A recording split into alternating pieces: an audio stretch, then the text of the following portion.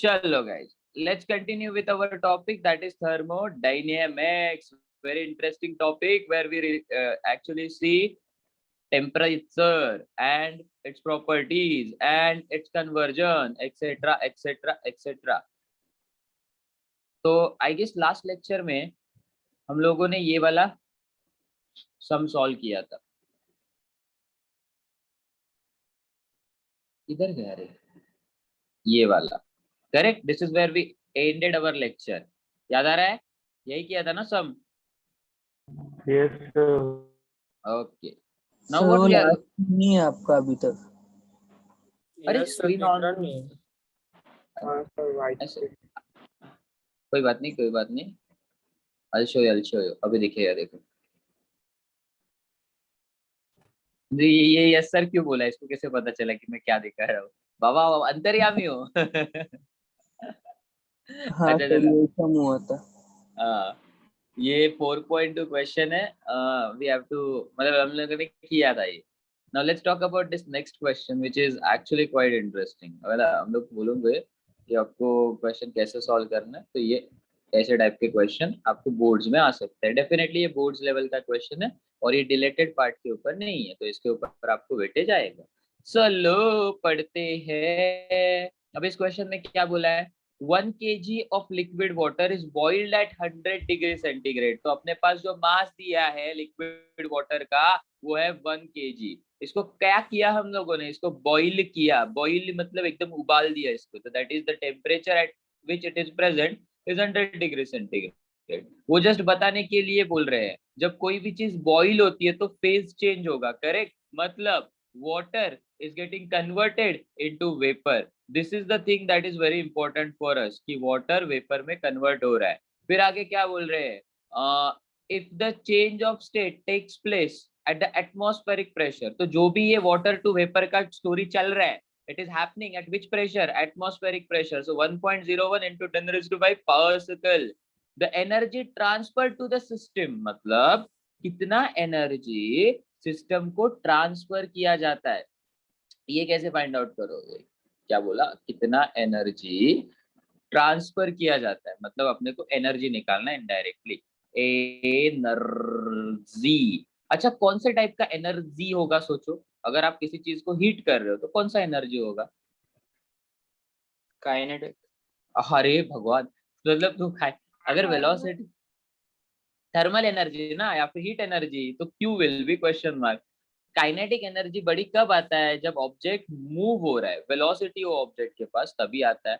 अभी क्यों आएगा काइनेटिक एनर्जी? तो Q is unknown. Okay Shawn, Ashwin, last warning for you guys. Anuj, Danish, Harsh Kenia, Arshili Samant, Netram, Kashish, Nikhil, Nilesh, प्रेक्षा, राशि, शहरौन, श्रेया, सिद्धेश, विक्रम, विवान, रुद्धि, सबके सब कैमरा ऑन करो। तो आपको एनर्जी निकालना है। क्यों निकालना है? सेकंड चीज क्या बोल रहे हो? वो work done by the system during this change, मतलब वर्क डन निकालना है। अरे कोई बात नहीं सर, वर्क डन निकालना तो आपने सिखाया था, मेरे को पता है आप कर लोगे। And second thing they are asking the change in the internal energy of the system. So that means they are asking us कि इंटरनल एनर्जी मतलब यू कितने से चेंज होगा, provided that the volume of liquid changes from this to this. पहले volume छोटू था, अभी volume बड़ा हो गया। अरे होगा ही ना, लिक्विड कम स्पेस ऑक्यूपाई करता है, वेपर ज्यादा स्पेस ऑक्यूपाई करता है।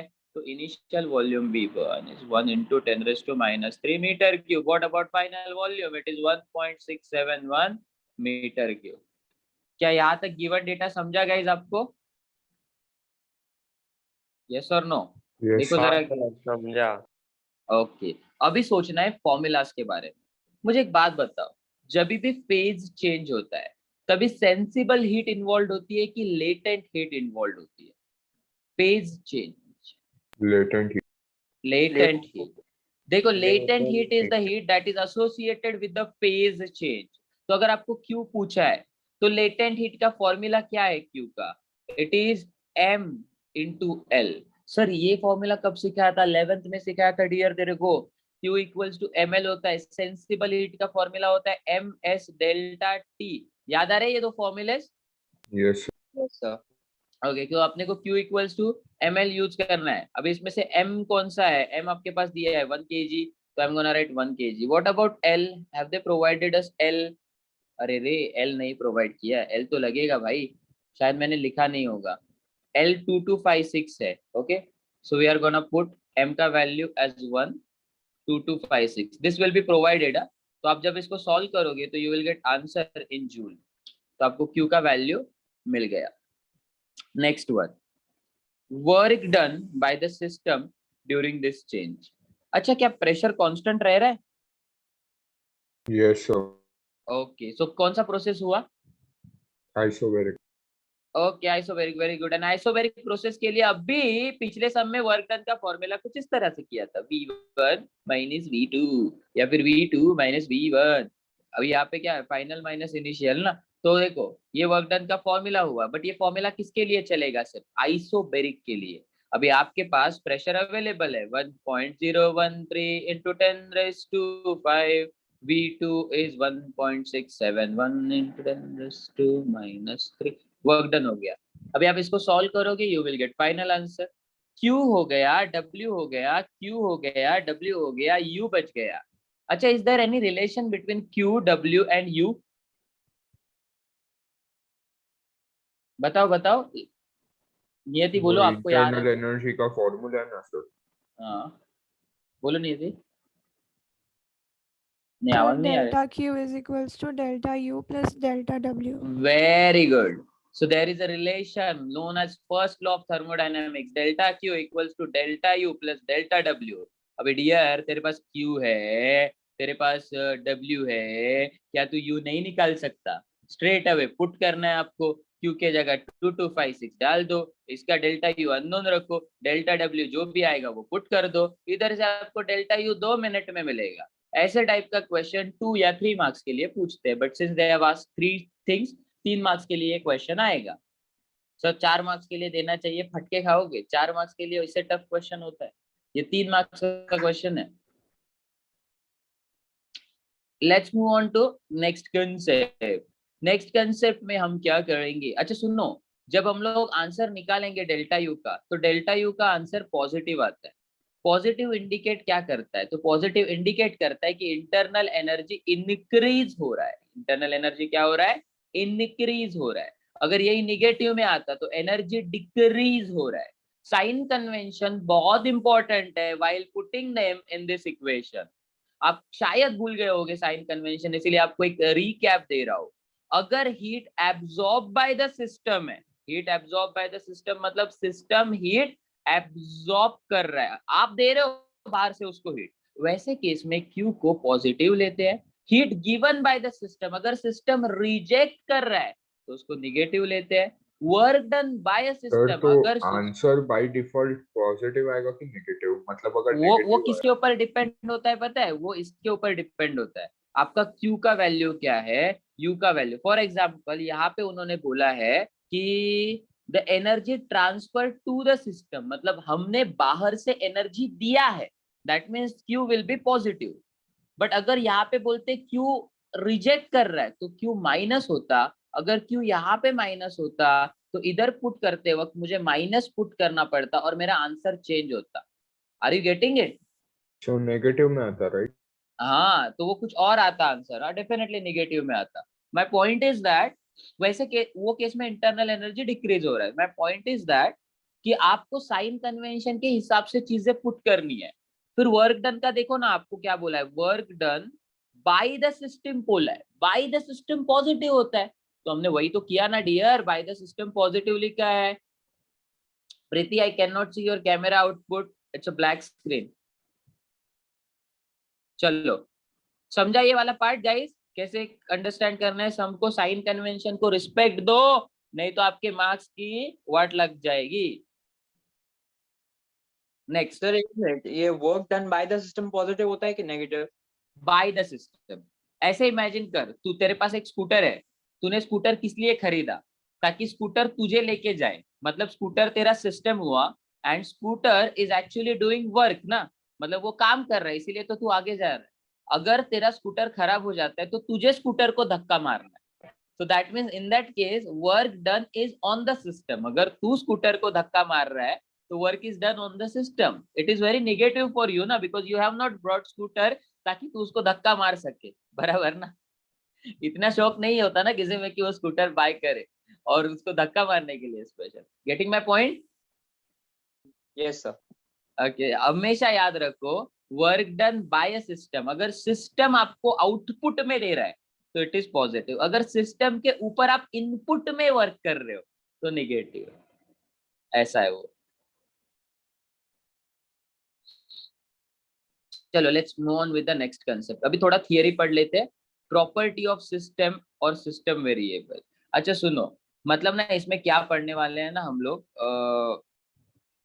प्रॉपर्टी क्या होता है, और मतलब बेसिकली सिंपल चीज है जो केमिस्ट्री में भी आपने पढ़ी होगी शायद। पहली चीज, प्रॉपर्टी क्या होता है? It is any measurable and observable characteristic, है ना। मतलब फॉर एग्जांपल सिस्टम वेरिएबल का उन्होंने डिफाइन किया। सिस्टम वेरिएबल क्या है? एक मेजरेबल क्वांटिटी या फिर ऑब्जर्वेबल क्वांटिटी। ऐसे नहीं समझेगा, एग्जांपल से बिगिन करते हैं। लेते हैं प्रेशर को।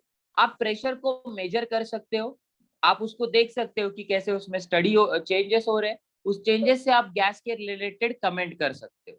सो our pressure is a system variable. Let's talk about volume. आप वॉल्यूम से भी गैस के बारे में कमेंट कर सकते हो, उसको स्टडी कर सकते हो। So volume is also a system variable. So ये जो थोड़े चीज, प्रॉपर्टीज ऑब्जर्वेबल नहीं है। कौन से for example? Increase in boiling point. हाँ, these properties are, that is why they are actually not under the proper system variables। देखना, सिस्टम वेरिएबल मतलब तो ऐसे जिनको दोनों तू, कंडीशन सेटिस्फाई करना चाहिए, measurable as well as observable. हाँ एक्चुअली अगर तू बॉइलिंग पॉइंट देखेगा तो इट्स अबाउट टेम्परेचर ओनली ना। So it is a small part, और यू कुड से सब टॉपिक अंडर टेम्परेचर। मेन तो चीज टेम्परेचर है जो तू मेजर कर रहा है ना।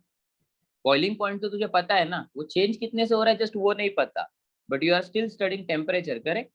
हाँ सर, बट वो सिर्फ मेजरेबल हुआ ना, ऑब्जर्वेबल हाँ, नहीं हुआ ना। बॉइलिंग पॉइंट ऑब्जर्वेबल नहीं है ना, जैसे स्लाइट टेम्परेचर चेंज भी हो रहा नहीं है। है। Temperature it's measurable. अगर ऑब्जर्वेबल इन द सेंस कैसे बोल सकता है तू? अगर बॉडी हॉट हो मतलब रहा है आप देख तो, के नहीं बोल सकते ना कि उसका ना टेम्परेचर देख बढ़ा के कि कैसे? कम। बट हाँ, मतलब देख के सम केसेस में you could say, like for example एक मेटल है और मेटल तेरा ग्लो हो रहा है।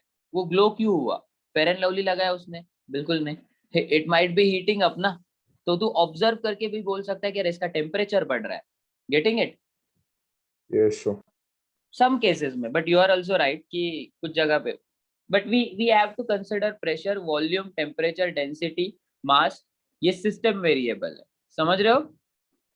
अच्छा, इसमें से ना ये जो वेरिएबल हम लोगों ने पढ़े ना, उनको मैक्रोस्कोपिक वेरिएबल बोलते हैं। मैक्रोस्कोपिक क्यों? क्योंकि ये ना लार्ज क्वांटिटी में मैटर करते हैं और लार्ज क्वांटिटी में चेंजेस करते हैं। इक्वेशंस को बोलो, चीजों को बोलो, जैसे प्रेशर चेंज होने के बाद बहुत सारी चीजें चेंज हो जाती है, वॉल्यूम चेंज होने के बाद बहुत सारी चीजें चेंज हो जाती है मास के साथ। मतलब these variables are very very very very important and they play huge role. That is why macro. समझ रहे हो? तो बड़े वेरिएबल्स है, बड़े लोग है, हम लोग इनडायरेक्टली बोल सकते हैं लोग बड़े लोग है गैस के लिए। Okay, let's now talk about, मेरे को ये लाइन से सिर्फ यही चाहिए, इंटेंसिव वेरिएबल और एक्सटेंसिव वेरिएबल।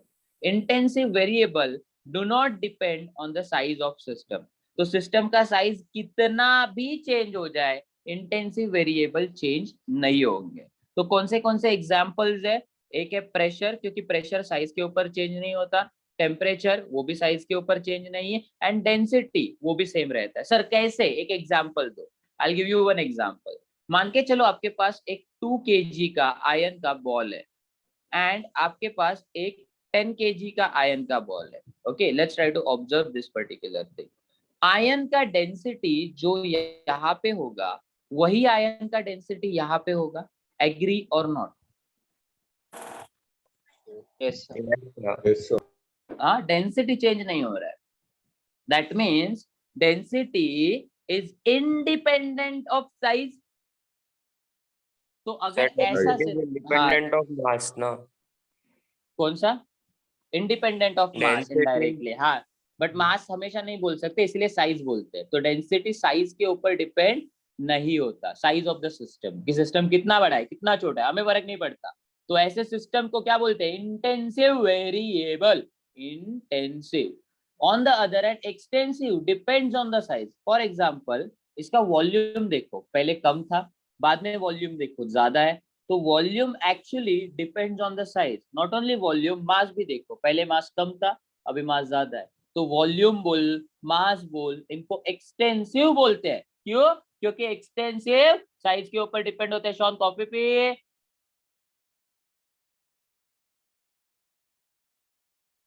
इसलिए सुबह उठने के बाद पहले डायरेक्ट लेक्चर को कभी मत बैठो, फ्रेश हो जाओ, चाय पियो, कॉफी पियो, कुछ नाश्ता करो, so you will get energy. अगर आप सो के उठने के बाद बैठोगे तो टॉपिक कितना भी इंटरेस्टिंग हो। गाइस ये बोरिंग टॉपिक लगा आपको? No sir. हाँ, तो वही, आपको कितना भी इंटरेस्टिंग टॉपिक हो आपको बोरिंग ही लगेगा, क्योंकि आप ना उस स्टेट में ही नहीं हो, you are still feeling sleepy. So face wash वगैरह यूज करो, चेहरा फ्रेश करो, देन आपको अच्छा लगेगा। Let's now talk about Q equilibrium. जो मैंने हाईलाइट की वही चीजें मेरे लिए मैटर करती है। अच्छा सुनो, साइज के ऊपर कौन से? इंटेंसिव साइज पे डिपेंड नहीं होता और एक्सटेंसिव साइज पे डिपेंड होता है ना सर?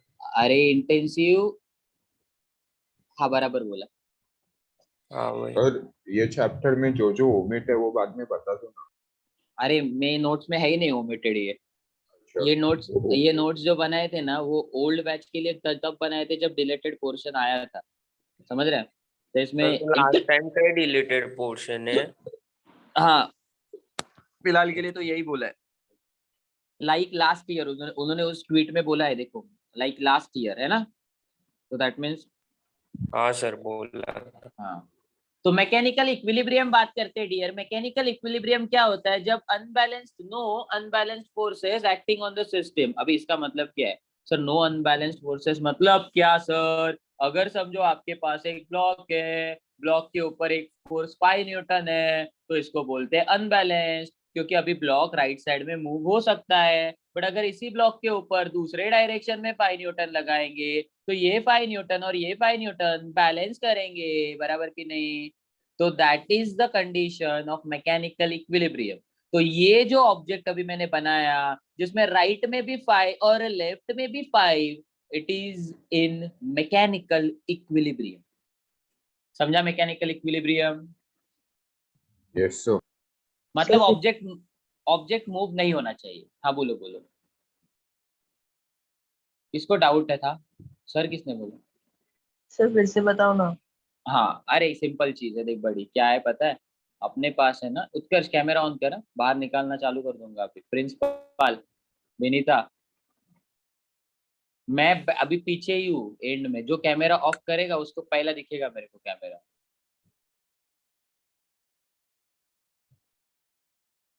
सुनो, तो अपने पास ना एक ऑब्जेक्ट है लाइक दिस, और इस ऑब्जेक्ट के ऊपर ना फोर्स लग रहा है 5 न्यूटन। तो अभी ये 5 न्यूटन बैलेंस फोर्स नहीं है, तो ये फोर्स कैसे हुआ 5 newton? It's unbalanced force. Now to overcome this unbalanced force, मतलब ये अनबैलेंस कंडीशन हुआ, मुझे अभी बैलेंस कंडीशन देखना है। बैलेंस कंडीशन में क्या करूंगा? ब्लॉक लूंगा, अगर समझो इधर 5 न्यूटन है तो उसके अपोजिट डायरेक्शन में भी इक्वल फोर्स होना चाहिए। तो अभी ये फोर्स बैलेंस हुआ। तो जब दो फोर्सेस बैलेंस होते हैं हम बोलते हैं मैकेनिकल इक्विलिब्रियम इज अचीव्ड। समझा अभी? Yes sir. हाँ सर वही तो है। कोई स्टेशनरी ऑब्जेक्ट भी बैलेंस स्टेट नहीं होता ना, तो उसको हाँ मैकेनिकल इक्विलिब्रियम। तो हम बोलते हैं वो मैकेनिकल इक्विलिब्रियम में है, ऐसे बोलने का। Next one, the system is also said to be in mechanical equilibrium when the pressure throughout the system and between the system and its surrounding is same। मतलब अगर समझो आपके पास एक कंटेनर है और कंटेनर के अंदर का प्रेशर है P और कंटेनर के बाहर का प्रेशर भी P है, तो ये सिस्टम मैकेनिकल इक्विलिब्रियम में है। As easy as that. मतलब इनडायरेक्टली सारी चीजें सेम होनी चाहिए, कोई भी अलग चीज नहीं होनी चाहिए। Okay next, chemical equilibrium. ये तो आपको केमिस्ट्री वाले और बढ़िया से पढ़ाएंगे, बट फिर भी मैं पढ़ा देता हूँ। When there are no chemical reactions going on within the system. Divya camera off है तेरा, मेरा ध्यान है।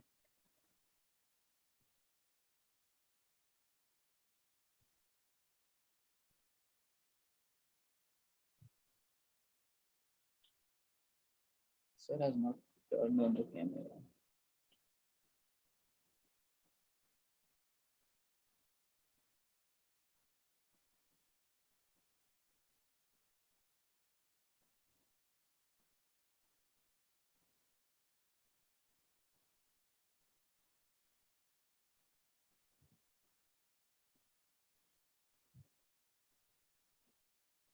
खुद रिमूव हो गई वो, अच्छी बात है।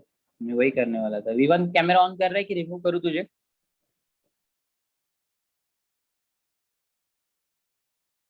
शेरॉन कैमरा ऑन कर। नेत्रम कैमरा ऑन कर। हिमांशु, अब ना वो टाइम, मेरा टाइम वेस्ट मत करो। या thank you so much Sidhu.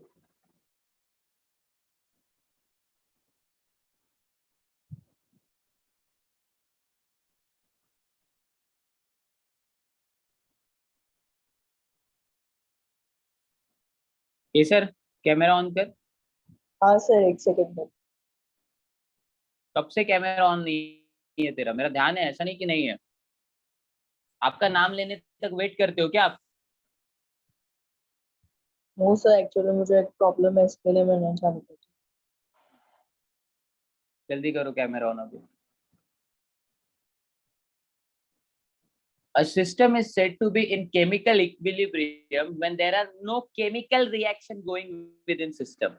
System stable बैठा है, उसके अंदर कोई रिएक्शन ही नहीं हो रहा है, केमिकली एक्टिव कोई भी नहीं, ऑक्सीडेशन नहीं, और क्या बोलते हैं, रेडॉक्स रिएक्शन नहीं। वाओ, रेडॉक्स ही ऑक्सीडेशन होता है ना? रेडॉक्स दोनों नहीं सर, दोनों होता है, दोनों रिडक्शन और ऑक्सीडेशन। ऑक्सीडेशन। Reduction और oxidation। हाँ या मेरे को याद आया, कुछ तो मैंने पढ़ा था 11 में। ओके, तो उसको बोलते हैं केमिकल, मतलब वो नहीं होना चाहिए, कोई भी रिएक्शन नहीं होना चाहिए, then we call it as equilibrium, chemical equilibrium. Okay, and also chemical equilibrium when its chemical composition is same throughout, मतलब केमिकली भी कोई चेंजेस नहीं होते। तो ये सारी चीजें आपको याद रखनी है। Next is thermal equilibrium. Thermal equilibrium में temperature of the system uniform होता है थ्रू आउट। ओके, तो temperature of the system change नहीं होता, ये सारी चीजें आपको पता है। Okay, let's talk about PV diagram. ये ऑलरेडी एक्सप्लेन किया ना पीवी डायग्राम मैंने। No sir. अरे कैसे प्रेशर एंड वॉल्यूम का वर्क नहीं डन नहीं होता है, नहीं, ऐसे कैसे किया नहीं? किया किया। Area under the. हाँ but area under the graph कहाँ पे सिखाया था आपको? ये वाले नोट्स में क्यों नहीं दिख रहा है फिर वो?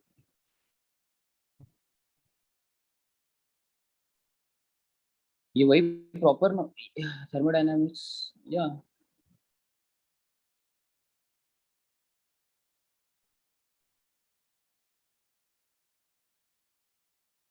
Just give me a second guys.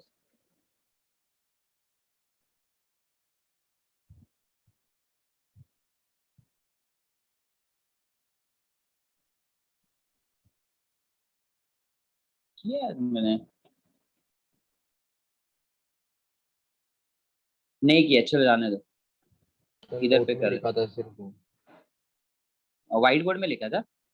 नहीं, सिर्फ नोट में लिखा था आपने एक जगह पे, तो बताने के लिए डायग्राम। हाँ ओके ठीक है, कोई बात नहीं। तो पीवी डायग्राम क्या बोलता है? पीवी डायग्राम बोलता है कि area under the graph.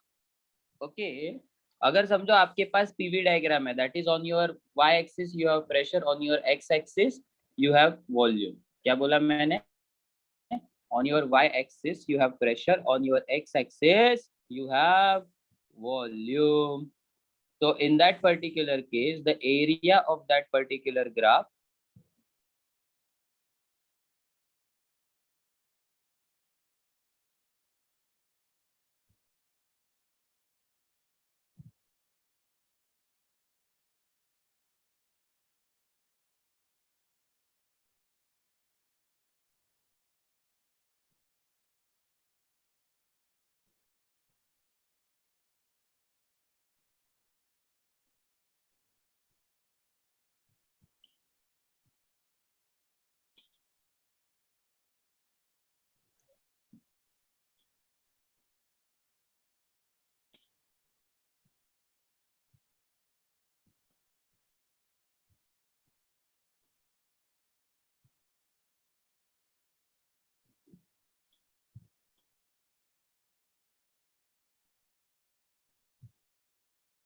Raviraj camera on कर।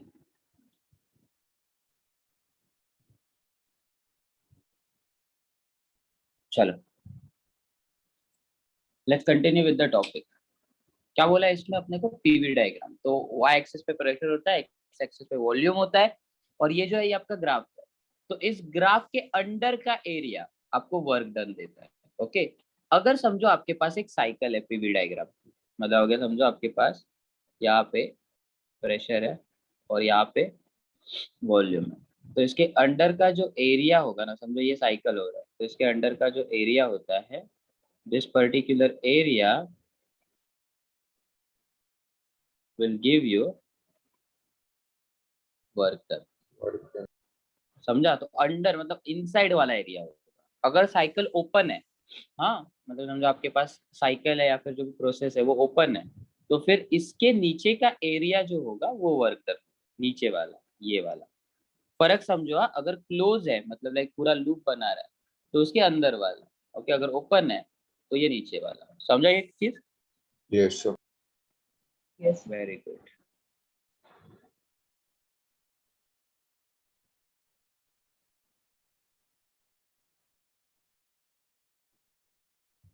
एक ही मिनट है, मैं उधर जाता हूँ तो कैमरा ऑफ होता है, मैं इधर आता हूँ तो कैमरा ऑन होता है। मैं क्या एड़ा हूँ? मेरे बाजू में मोबाइल है, बोल रहा हूँ मैं, मेरे को दिख रहा है कौन कैमरा ऑफ कर रहा है कौन ऑन कर रहा है। अभी रोशन ने ऑफ किया, मेरे को तुरंत पता चला। फिर ऑन है मेरा।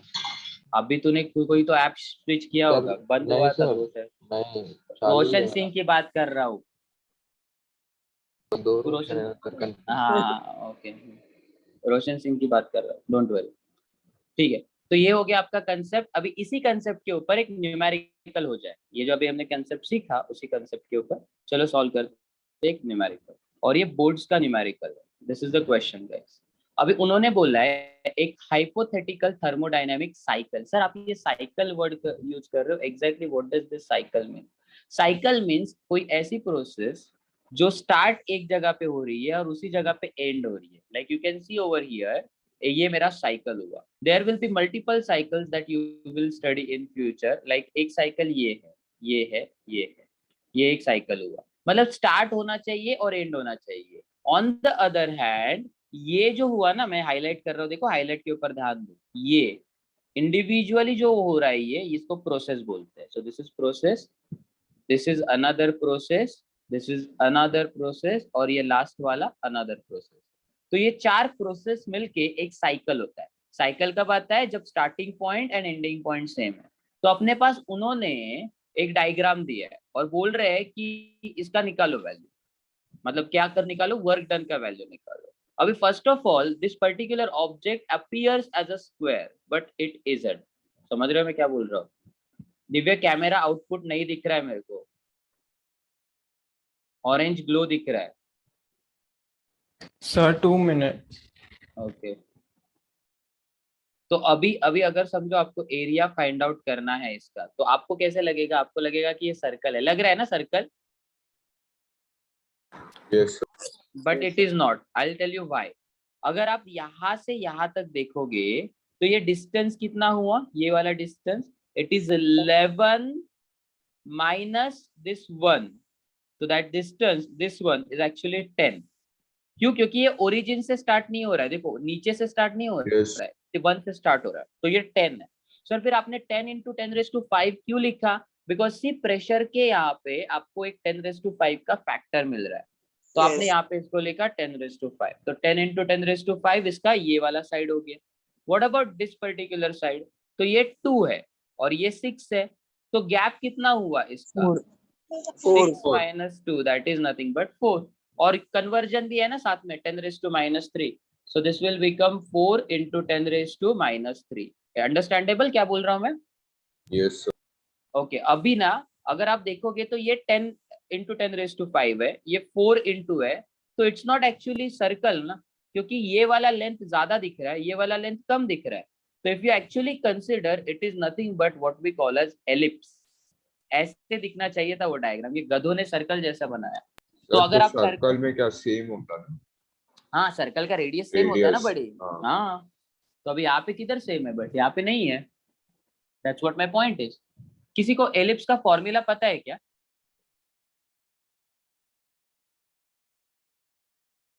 किसी ने मेंसुरेशन चैप्टर प्रॉपर्ली पढ़ा था क्या? Let me reframe the question. नहीं? अच्छा मैं बताता हूँ। अगर मैं बता नहीं, अगर मैं बताऊंगा तो आपको आना चाहिए, मतलब आप फाइंड आउट करोगे आपके बुक में अभी के अभी इसका आंसर। Area of the ellipse is pi A B. क्या बोलते हैं इसको? पाई ए बी। पाई आपका वैल्यू होता है किसका, वो पता है आपको? ए होता है, अगर समझो आपने इसको 2a लिया तो ये वाला साइड a हो जाएगा, इसका हाफ, और b इसका हाफ होगा। फाइंड आउट करो जरा क्या आंसर आता है, देखो एरिया का। और ये जो दिख रहा है ये आंसर बिल्कुल नहीं आएगा, ये रॉन्ग है, तो मत बोलना ये आंसर। चलो सॉल्व करो, कुश्ती पेन हाथ में लो, सॉल्व करो, everyone has to solve. Sir pi का रोशन, वैल्यू कितना ले? तेरे को जितना लेना है उतना ले। 22.7 22/7 ले या फिर 3.14 ले।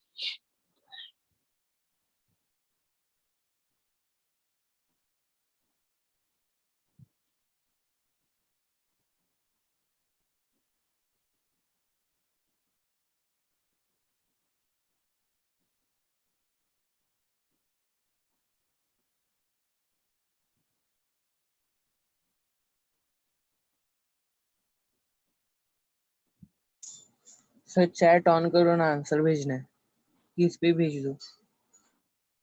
इस पे भेज दो।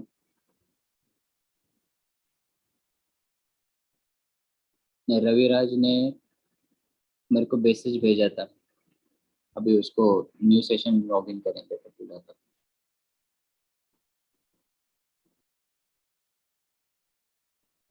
आप ना आप मेरे को मैसेज दिखते नहीं, आपको पता नहीं है। सर आपका हाँ फोन सर, से इसलिए मैसेज बोला नहीं चैट कर पे सकते एवरीवन ना। कर दो तो दूसरे अकाउंट का भी आएगा।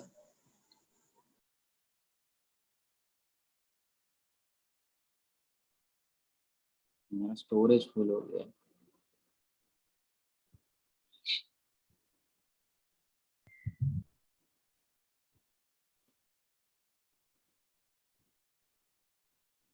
सर आपके फोन वाले इसको मैसेज नहीं कर सकते। हाँ वो क्यों, क्योंकि चैटिंग चालू कर देते हैं रे कुछ स्टूडेंट, इसके लिए ये सेटिंग करना पड़ा। सर आप देख सकते हो फिर वो रिकॉर्डिंग अगर चालू रहेगा तो। क्या नहीं, एवरीवन को नहीं हुआ तो कैसे दिखेगा? हाँ सर, मतलब अगर मतलब रिकॉर्डिंग चालू होगा तो होस्ट सबका चैटिंग देख सकता है। सर मैंने आपको आंसर भेजा। हाँ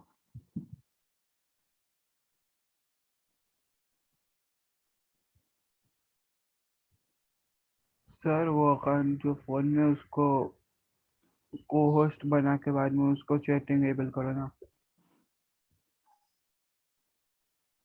देन वो स्क्रीन शेयर नहीं कर सकता ना आईपैड पे। को होस्ट बनाए तो हाँ ये वाला अकाउंट आईपैड से शेयरिंग करना है ना, इसके लिए। अच्छा पाई भी है गाइस, आंसर ये आना चाहिए। देखो 10⁻³ पाई आया क्या, मतलब लाइक मैंने पाई के टर्म्स में रखा, आप पाई को पुट करोगे तो आपका 3.14 इंटू 10⁻² आएगा। सर अभी बराबर। 10⁻³ जो लाया था यार। 10⁻³ जूल आया नहीं, बट वो तो पाई भी आना चाहिए रे। पाई का क्या किया तूने? 3.14 into 10⁻³ जूल आया। हाँ तो वही है, यही ये भी वही है, पाई 3.14 ओनली ना। यस नहीं सर, आपने बोला ना 10⁻² आएगा, इसके लिए बोला मैंने। मैं 3 बोल रहा था, वो जल्दी से बोला होगा फिर मैंने। तो वर्क डन फॉर 25 साइकिल पूछा आपको, एक साइकिल नहीं, अभी जो आपने निकाला एक साइकिल का वर्क है, 25 से मल्टीप्लाई कर दो तो यू गेट फाइनल आंसर। ये ऐसे लेवल के न्यूमेरिकल थर्मोडायनामिक्स में है, तो don't get scared after you saw circular के न्यूमेरिकल की हर चैप्टर के 12th के न्यूमेरिकल टफ है, बिल्कुल नहीं। ये देखा ना आपने लेवल, ऐसा लेवल के थर्मो। अको चलो एक और क्वेश्चन सॉल्व करते हैं, ये आप ट्राई करो जरा, मतलब ये वैसे क्वेश्चन है कि आप ही कर सकते हो, ये भी एक्सरसाइज के क्वेश्चंस है।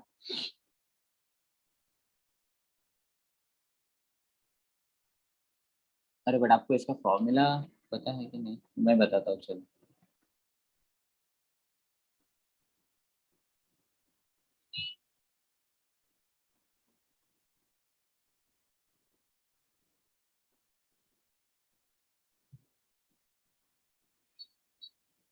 एक आइडियल गैस है taken through an isothermal process. Isothermal process मतलब कांस्टेंट टेम्परेचर, तो टी का वैल्यू क्या होता है, कांस्टेंट होता है। इफ इट डज, आइसोथर्मल बोला इसलिए isothermal, if it does 2000 joule of work on it's environment, ध्यान से सुनो, सिस्टम इन्वायरमेंट पे वर्क कर रहा है, हम सिस्टम पे नहीं, तो क्यू का नेगेटिव, वेरी गुड, तो क्यू का वैल्यू नेगेटिव होगा, दैट इज -2000 जूल, बहुत इंपॉर्टेंट है। How much heat is added to it, एक वर्क बोला है ना, एक्सट्रीमली सॉरी, हाँ तो वर्क बोला है, सॉरी, तो पॉजिटिव होगा, हीट नहीं है, सिस्टम वर्क करेगा तो पॉजिटिव ही होता है ना, तो W is equals to 2000 joule, हमें बोल रहे कि कितना हीट ऐड हो रहा है, तो Q का value is question mark. Okay, अभी आपके दिमाग में आएगा first law of thermodynamics, but यहाँ पे उसकी जरूरत नहीं पड़ती, let me show you that, क्योंकि अगर आप फॉर्मूला वाइज जाओगे तो Q का फॉर्मूला होता है NCP डेल्टा T और U का फॉर्मूला होता है NCV डेल्टा T, ये दोनों के दोनों फॉर्मूलाज अपने लिए बहुत इंपॉर्टेंट है। Q होता है NCP डेल्टा T, CP पता है ना, specific heat at constant pressure, we studied it in 11th standard, specific heat constant pressure, specific heat constant volume. Okay, delta T का वैल्यू मतलब चेंज इन टेम्परेचर हुआ, but as our temperature is constant, what will be the value of Q then? 0। Yes, so that is why NCP T minus T हो जाएगा, T minus T 0। Understandable?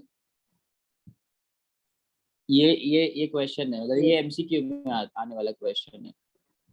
अरे एक minute, sorry, shit, ये wrong है, हाँ I forgot about it, मतलब ये formula work नहीं करेगा, ये फॉर्मूला ऐसे सॉल्व करते हैं, सुनो ध्यान दो, work done, sorry Q is equals to delta U plus delta W, यही वर्क करने का, डेल्टा Q को एज इट इज लिखो, डेल्टा U को लिखो NCV delta T plus delta W। अभी डेल्टा T जो होता है वो सेम टेम्परेचर होता है, तो टेम्परेचर क्या होगा, कांस्टेंट होगा, आइसोथर्मल प्रोसेस है, तो NCV T minus T plus delta W हो जाएगा, T माइनस T 0 होता है, तो we get 0 plus delta W over here, तो डेल्टा Q क्या मिला, डेल्टा W, तो डेल्टा W का आंसर 2000 था, तो आपको डेल्टा Q भी मिला 2000। हाँ ये जो आंसर है वो रॉन्ग है, सॉरी, तो Q में ना, Q में direct formula NCP delta T ज्यादा टाइम वर्क नहीं करता, U में डायरेक्टली आप डेल्टा T लिख सकते हो, बट Q में ऐसा नहीं करते, मैं बताता हूँ बाद में, सम आने के बाद। This is the answer guys, फिर भी ये इजी है ना, एक थोड़ा सा बढ़ गया तो उसमें क्या हो गया, इजी था गाइस। Yes sir. यस हाँ sir. Sir. Okay, now let's try to solve next question। ये आपको ट्राई करना है अभी, I'll give you 3 minutes to solve this particular question, and इसका आंसर भी गलत है। थर्मोडायनेमिक्स के आधे क्वेश्चंस के आंसर गलत है, एंड जो मैंने निकाले हैं ना वो वेरीफाइड आंसर है, मतलब जब मैं नोट सॉल्व कर रहा था ना स्टार्टिंग में, तब मेरे को बहुत सारे आंसर्स रॉन्ग रहे, तो मैंने वेरीफाई भी किया अदर सोर्सेज से, and then I got those answer, तो ये आंसर जो आया वो रॉन्ग है, तो आप सॉल्व करो जरा, इसको ट्राई करो.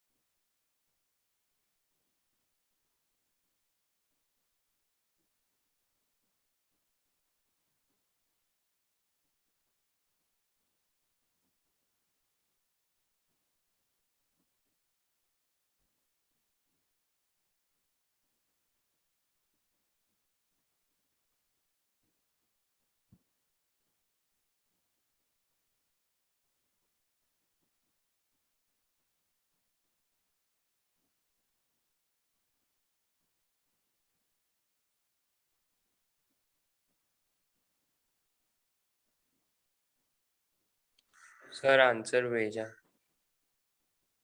Okay, very good. Let's wait for others. अभी तक सिर्फ 1.5 मिनट ही हुआ है.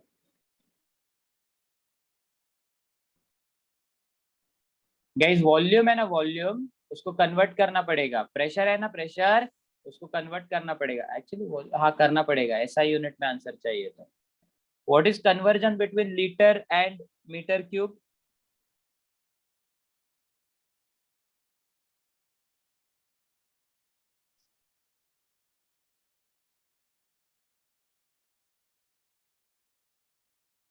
अरे किसी को नहीं पता लीटर और मीटर क्यूब का कन्वर्जन?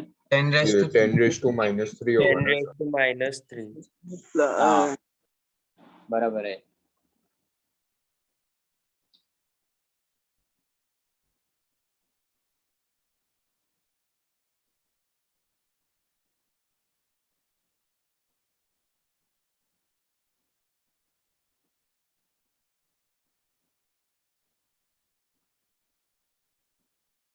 सर और ये 1 एटमॉस्फेयर को कन्वर्ट करना पड़ेगा क्या? हाँ, तो 1 atm is actually equals to 1.013 into 10 raised to 5 Newton per meter square.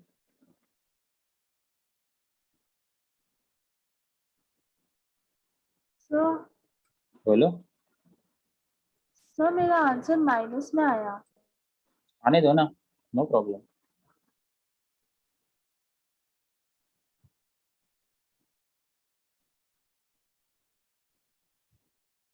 What does that minus sign indicates? Decrease in internal energy. Yes.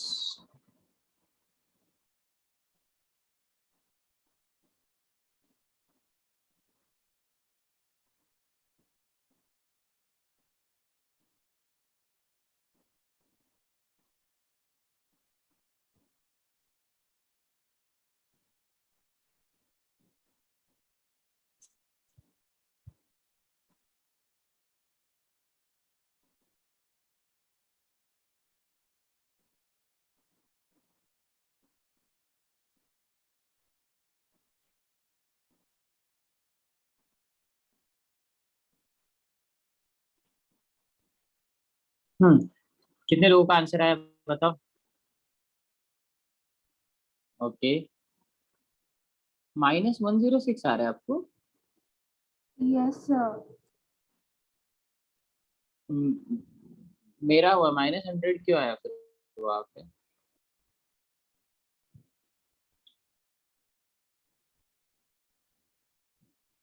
मैंने कुछ जुगाड़ किया होगा फिर.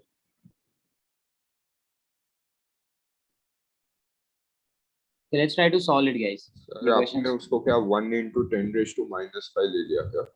हाँ, मैं भी should वही be 1. पहले किया, फिर हाँ, डिफरेंस इट शुड बी 1.013. हाँ यस, करेक्ट. तो करेक्ट करते हैं ना क्वेश्चन को. देखो, आपको जो प्रेशर दिया है वो 1 atm दिया है, करेक्ट.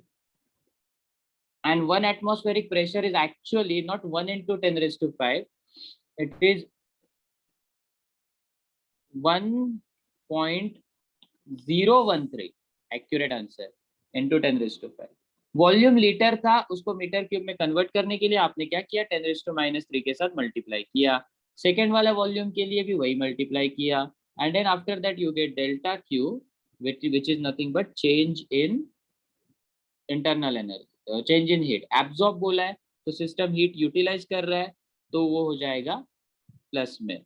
ओके, अभी सॉल्व करते इस प्रोसेस को. सर वो प्रोसेस इस आइसोबारिक क्वेश्चन में मेंशन नहीं किया, पर प्रेशर कांस्टेंट दिया है ना, तो तुझे वो गेस करना होता Yes, है. yes, इतना भी इजी नहीं देंगे कि आपको सब डेटा फीड हो जाए. तो आपने क्या किया, वो जो 10 प्रेशर था उसके जगह 10 raised to 5 लिखा. Actually it should have been 1.013.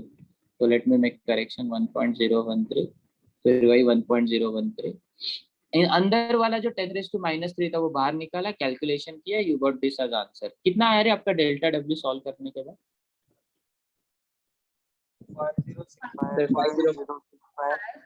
5065. कितना? 506.5. 506.5 जूल. तो आप बस इसको सॉल्व करो, 506.5 इधर ले लो, फर्स्ट लॉ ऑफ थर्मोडायनेमिक्स में, then you adjust it till you get final answer. Okay,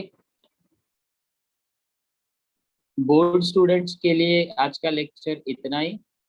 We'll continue this particular topic in the coming lecture. As a homework, I want you to write the notes till the part completed and solve the numericals again. मतलब 2 बार numericals try करो.